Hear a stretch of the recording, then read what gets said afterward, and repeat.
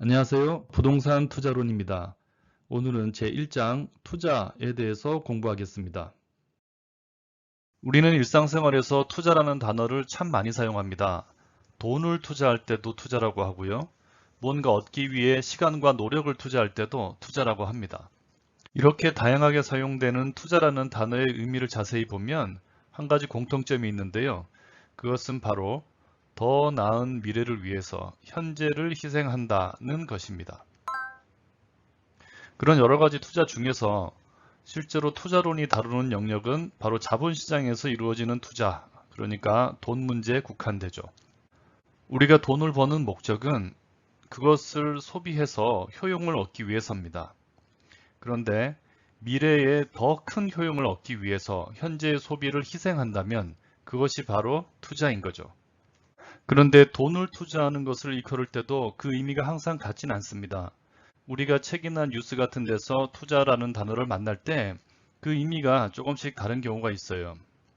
바로 거시경제학에서 말하는 투자와 지금 우리가 공부하는 투자론에서 말하는 투자의 차이입니다.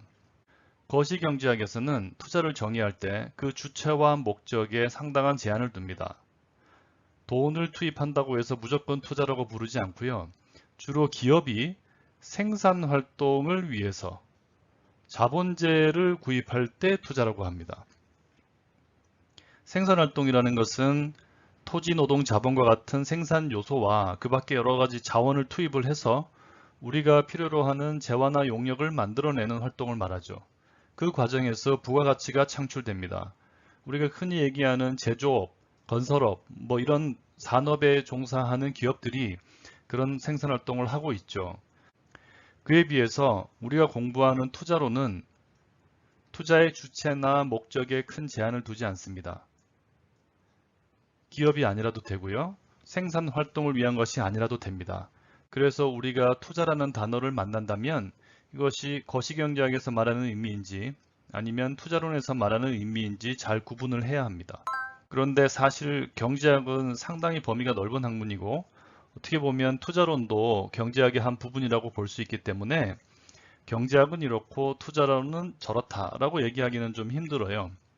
그것보다는 오히려 경제학에서는 투자라는 용어를 다양한 차원으로 사용한다라고 이해하는 것이 더 맞겠습니다.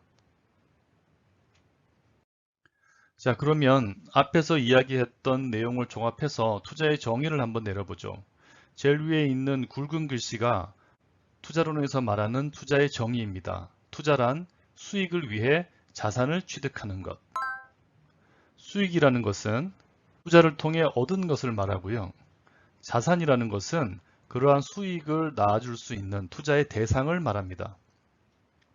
그런데 이렇게 간단한 한 줄짜리 투자의 정의 안에는 드러나지 않은 두 가지 중요한 개념이 들어가 있습니다. 바로 시간과 불확실성이라는 두 가지 가치가 투자의 개념에 묻어 있는 거죠. 투자를 위한 지출은 현재 확실한 금액으로 이루어집니다. 하지만 투자를 통해 얻을 수 있는 수입은 미래의 값이고 게다가 불확실한 값이죠. 이러한 시간과 불확실성이라는 두 가지 가치를 포함해서 투자의 정의를 다시 풀어서 써보면 다음과 같습니다. 투자란 미래의 불확실한 수입을 위해 현재의 확실한 지출로 자산을 취득하는 것. 이렇게 시간과 불확실성이라는 두 가지 가치가 개입이 되면 우리가 투자를 할지 말지 판단을 할 때 두 가지 작업이 필요해집니다. 그게 바로 할인과 기대라는 건데요. 할인은 시간 때문에 필요하고 기대는 불확실성 때문에 필요합니다. 불확실한 금액을 예측하는 것을 투자론에서는 기대라고 합니다. 그리고 미래의 금액을 현재의 금액으로 환산하는 것을 투자론에서는 할인이라고 합니다. 그래서 우리가 어떤 투자를 할지 말지 결정할 때는 미래의 불확실한 수입의 기대값의 현재 가치를 구해서 그것이 현재 투자를 위해 지출되는 금액보다 큰지를 봐야 하는 거죠. 맨 아랫줄에 말로 풀어 쓴 이 수식이 바로 투자의 조건입니다. 그런데 여기서 한 가지 짚고 넘어갈 게 있습니다. 맨 윗줄의 정의를 보면 투자의 목적을 수익이라고 했어요. 그런데 아랫줄을 보면 그 단어가 수입으로 바뀌어 있습니다. 이 두 단어는 매우 비슷하지만 그 의미가 조금 다릅니다. 사실 이 두 자리에는 둘 중에 아무 단어나 써도 틀리진 않아요. 하지만 아주 엄밀하게 용어를 쓰고자 한다면 맨 윗줄에는 수익, 그 다음 줄에는 수입으로 쓰는 것이 더 맞습니다. 1장의 말미에서 우리가 용어의 정리를 한번 할 거예요. 그때 수입, 지출, 수익, 비용 이런 단어들의 정확한 의미를 한번 살펴볼 겁니다. 그러니까 지금은 비슷한 단어들이 조금씩 다른 뉘앙스를 가지고 있다 하는 사실을 인지만 하고 넘어가도록 하죠. 지금까지 투자의 정의를 말로 나타내 봤는데요. 지금부터는 수익을 위해서 자산을 취득하는 행위가 재무적으로는 어떠한 과정을 통해서 이루어지는지 한번 살펴보겠습니다. 투자라는 것은 이러한 재무적 이해를 동반해야만 정확하게 그 개념에 도달할 수가 있습니다. 재무적 이해를 위해서는 회계에 대해서 최소한의 지식이 필요합니다. 회계는 어떤 경제 주체의 재무 상태나 경영 성과를 나타내기 위해서 재무제표라는 수단을 사용합니다. 지금 보고 계시는 표들이 재무제표인데요. 왼쪽에 있는 것이 재무상태표, 오른쪽에 있는 것이 포괄손익계산서라고 불리는 것입니다. 이 두 표가 가장 대표적인 재무제표입니다. 먼저 재무상태표는 어떤 경제 주체에 대해서 특정한 시점에 재산의 상태를 나타내는 표입니다. 이 표의 우측은 그 경제 주체가 투자나 사업을 위해서 자금을 어떻게 조달했는지를 보여주고요. 이 표의 좌측은 그렇게 조달한 자금을 어떻게 투자를 하고 운용을 하고 있는지를 보여줍니다. 그리고 오른쪽에 있는 포괄손익계산서는 그 경제 주체가 그러한 자산을 활용해서 돈을 얼마나 벌었고 그 돈을 벌기 위해서 비용을 얼마나 지출했는지를 나타냅니다. 그러면 이 두 표를 이용해서 어떤 경제 주체가 자금을 조달해서 부동산에 투자하는 그 과정을 한번 쫓아가 보도록 하겠습니다. 투자를 하기 위해서는 돈이 필요하죠. 그리고 그 돈은 내 돈으로 조달할 수도 있고 남의 돈을 빌릴 수도 있습니다. 가장 기본적으로 투자를 위해서 조달한 나의 돈을 자본금이라고 합니다. 이런 성격의 돈을 묶어서 자기자본이라고 합니다. 부동산에 투자를 할 때 자기 자본만으로 투자를 할 수도 있습니다. 하지만 보통은 타인 자본을 추가로 조달하는 경우가 많습니다. 부동산은 규모가 크기 때문에 자기 자본만으로는 투자에 부족한 경우가 많고 또 자기 자본이 충분히 있다 하더라도 레버리지 효과를 위해서 타인 자본을 조달하는 것이 보통입니다. 레버리지 효과라는 것은 자기 자본 비용에 비해서 타인 자본 비용이 싸기 때문에 저렴한 타인 자본을 활용할수록 자기 자본에 대한 수익률이 높아지는 현상을 말합니다. 이에 대해서는 나중에 7장과 8장에서 자세히 설명할 겁니다. 타인 자본을 조달하는 방법에는 회사채를 발행하거나 아니면 차입을 하거나 하는 등의 수단이 활용이 됩니다. 자기 자본과 타인 자본으로 자금을 조달하면 이 조달된 자금은 재무상태표 좌측의 자산 중에서 현금으로 인식이 됩니다. 현금으로 부동산을 취득을 하면 그것이 바로 부동산 투자가 되는 것입니다.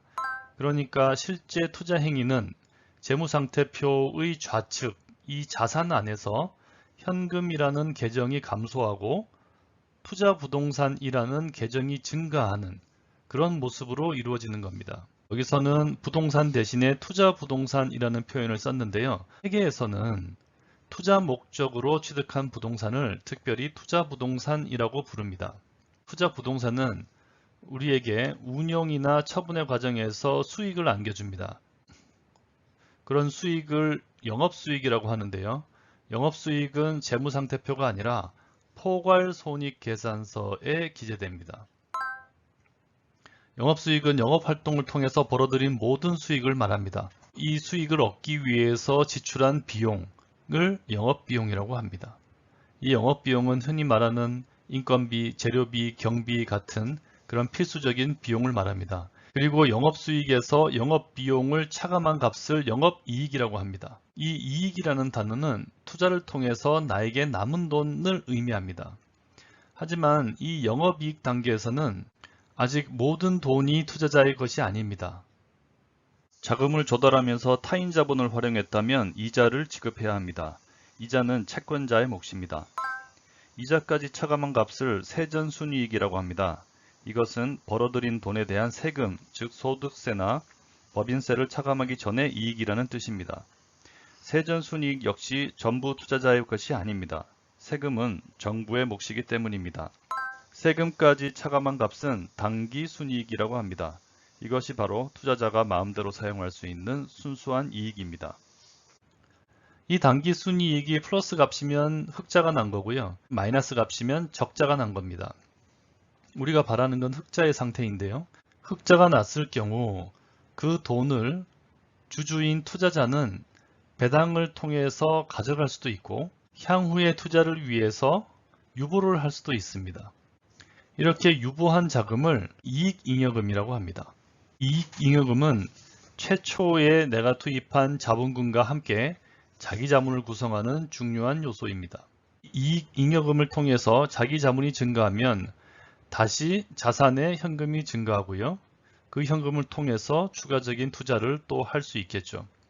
지금까지 설명한 내용이 투자 활동의 재무적인 과정을 가장 기초적으로 묘사한 것입니다. 여기서 사용된 여러 용어는 주식회사를 기준으로 한 것입니다. 재무나 회계 용어는 경제 주체의 법적인 형태나 사업의 내용에 따라 조금씩 차이가 있기 때문에 여러분이 다른 곳에서 재무제표를 만난다면 이 설명과 조금 다를 수 있습니다. 그러나 기본적인 구조나 과정은 동일하니까 설명한 내용을 잘 숙지해 두시기 바랍니다. 재무제표에 대한 설명은 쭉 들으면 다 이해한 것 같아요. 그러나 이렇게 빠른 말을 통해서 충분히 이해할 수 있는 내용이 아닙니다.